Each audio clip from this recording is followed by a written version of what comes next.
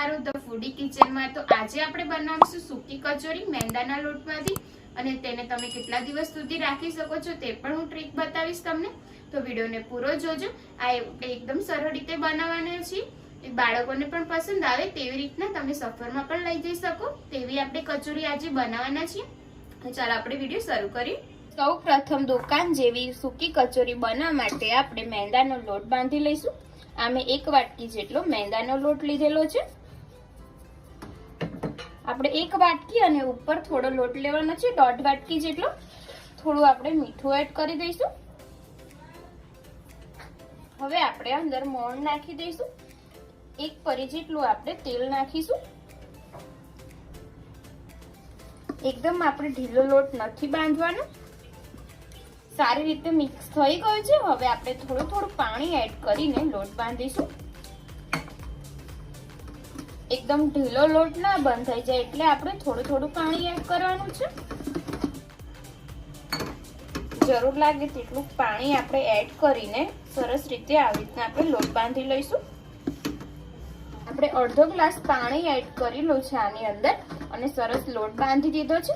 હવે આપણે થોડો તેલવાળો હાથ કરીને લગાવી દઈશું લોટ ઉપર આવી રીતના, અને એને આપણે ઢાંકીને મૂકી દઈશું, કપડું ઢાંકીને 10 મિનિટ માટે। ત્યાં સુધી આપણે સૂકી કચોરી માટે મસાલો બનાવી દઈશું।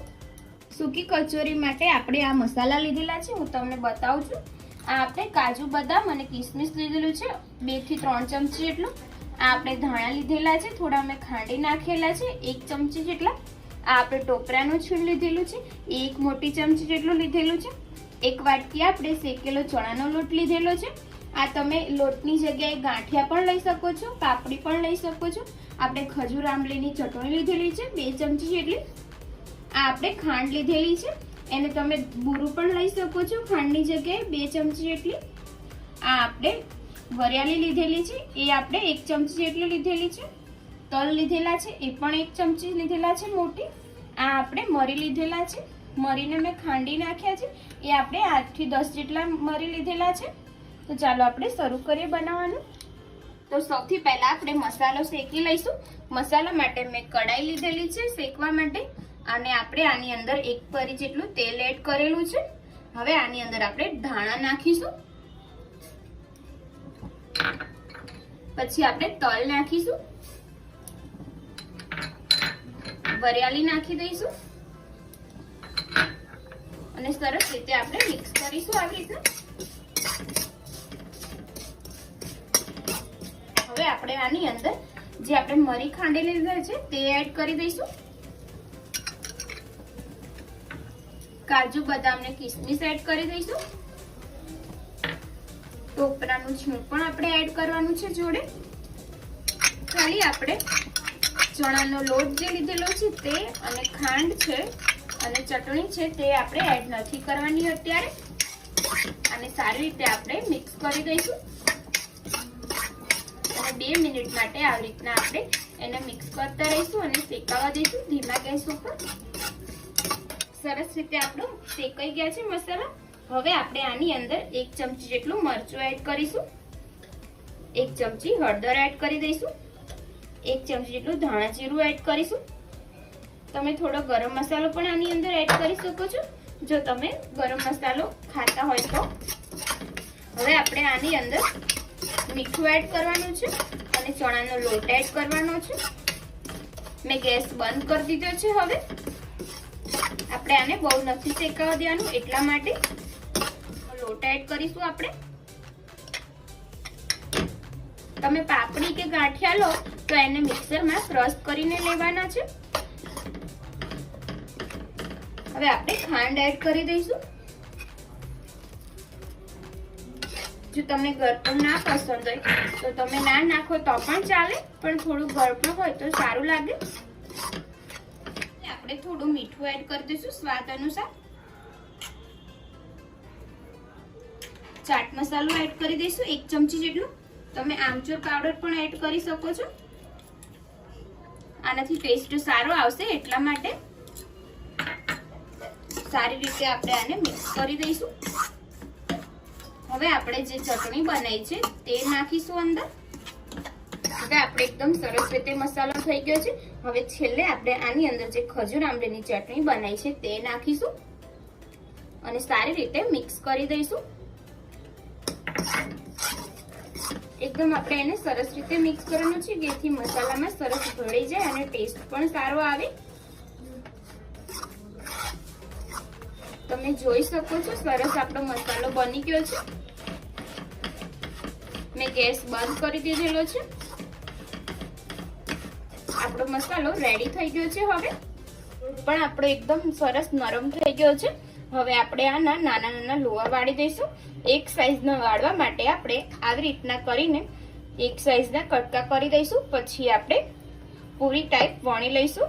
હવે આપણે કટ કરી દઈશું આને. એક જ સાઈઝની બને તેટલા માટે આપણે આવું કરીએ છીએ, જેથી નાની મોટી ના બને એટલા માટે.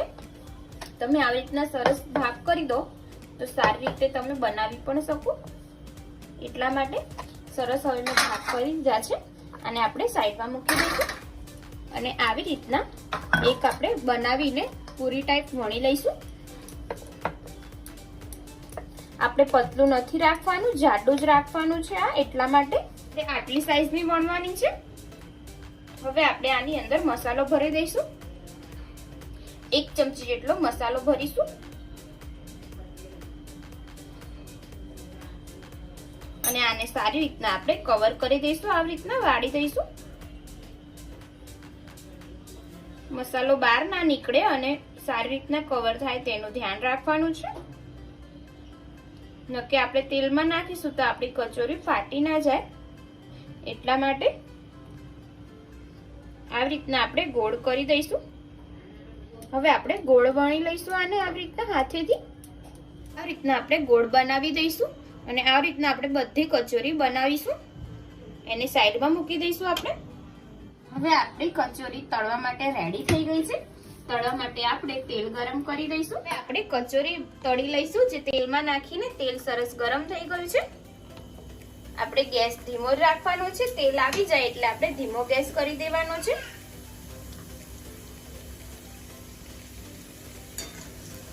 અંદરથી કાચી ના રહે એટલા માટે આપણે ધીમો ગેસ રાખવાનો છે. ગોલ્ડન બ્રાઉન કલરની આપણે થવા દઈશું. આને આવી રીતના આપણે ફેરવતા રહીશું કચોરીને અને ગોલ્ડન બ્રાઉન કલરની થવા દઈશું. હવે સરસ કલર આવી રહ્યો છે. એકદમ ક્રિસ્પી બનશે. તો જો તમે ધીમો ગેસ રાખશો તો હવે આપણે આને કાઢી લઈશું. સરસ રીતે આપણી કચોરી તળાઈ ગઈ છે. અવાજ પણ આવી રહ્યો છે.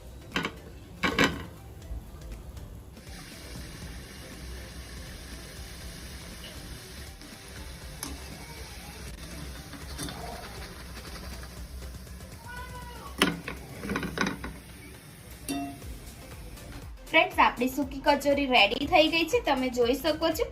આ તમે 15 દિવસ સુધી ના બગડે, તમે 15 દિવસ સુધી રાખી શકો છો. જો હું તમને બતાવી શકું છું. સરસ રીતે આપણો મસાલો ભરેલો છે અને અંદરથી પણ સરસ થઈ ગઈ છે. એકદમ મસ્ત કચોરી આપણી બની છે. જો તમને મારી આજની રેસીપી પસંદ આવી હોય તો વિડીયોને લાઈક કરજો, શેર કરજો, કમેન્ટ કરજો અને મારી ચેનલને સબસ્ક્રાઇબ કરવાનું ના ભૂલતા. તો ચાલો હવે મળીએ આપણે એક નવા વિડીયો સાથે. જય માતાજી, જય શ્રી કૃષ્ણ.